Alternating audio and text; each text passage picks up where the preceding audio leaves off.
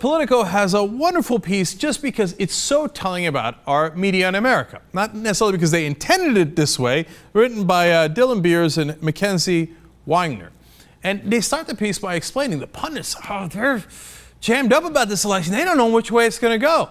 But why they don't know which way it's going to go is awesome. So they explain the first couple of lines. Governor Mitt Romney's campaign says it still has momentum. President Barack Obama's campaign says that's all spin. Well, golly gee, what's a pundit to do if the Democrats say one thing and the Republicans say another? Second sentence. Meanwhile, there isn't a single well-informed pundit between them who can tell you who's right. First of all, wrong again, Bob. Okay, it's not just me, obviously. Much more importantly, the guys who track the polls.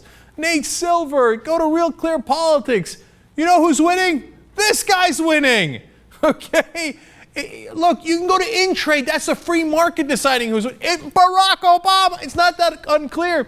Right now, President Obama, according to InTrade, has a 68% chance or better of winning. According to Nate Silver, it's around 73% chance of winning. Why? Is it because they're biased or they made it up? No, it's because it's in the numbers, it's in the polls. But for pundits, they don't give a damn about facts.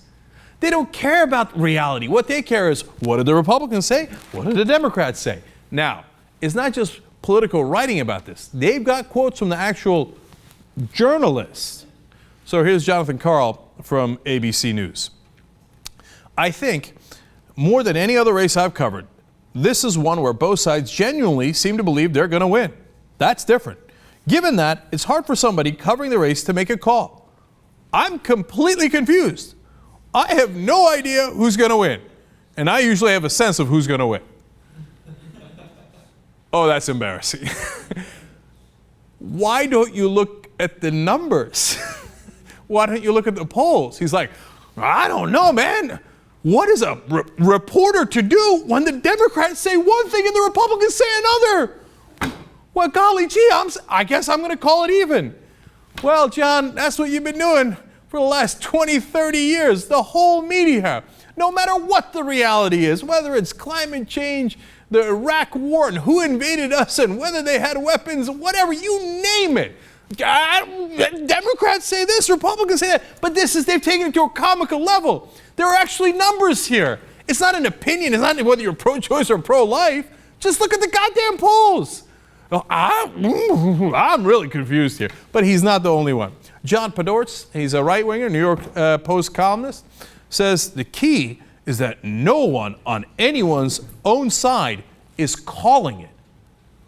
Well, if the two sides aren't calling it, John, how could you possibly know who's going to win?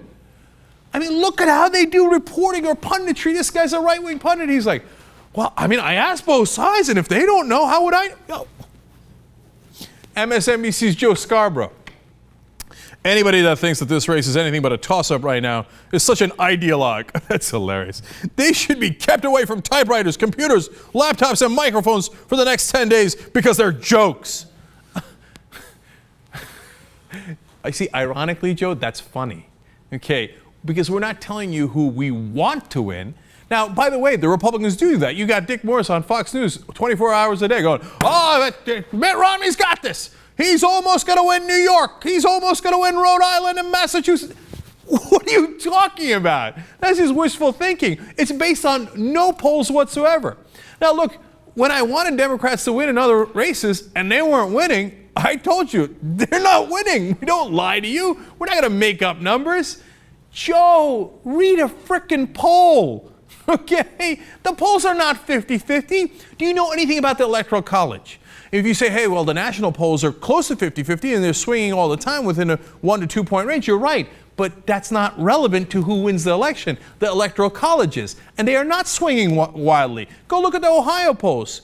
Clearly, at the best case scenario for Mitt Romney, Obama's up 3 to 5 points in Ohio.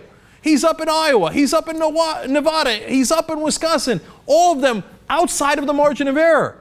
If you do the math, Joe, that's 277 Electoral College votes if he just wins those 4 states and the comfortably blue ones.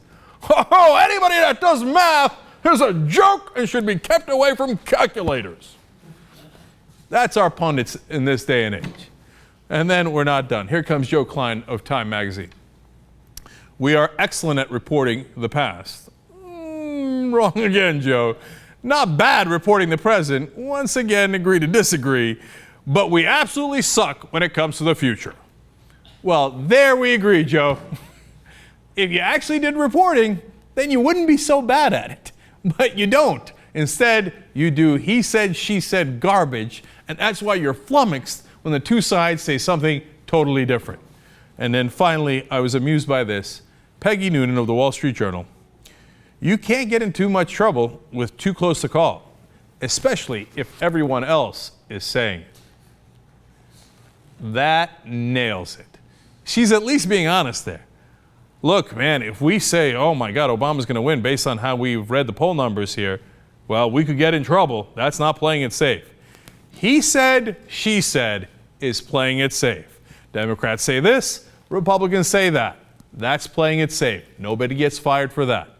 That right there is American media in a nutshell over the last 30 years. These are the guys that we got to deal with that have no idea what they're doing. They wouldn't know journalism if it slapped them across the face. And they just keep wondering, like, how could anybody know if they don't ask one of the official parties in charge?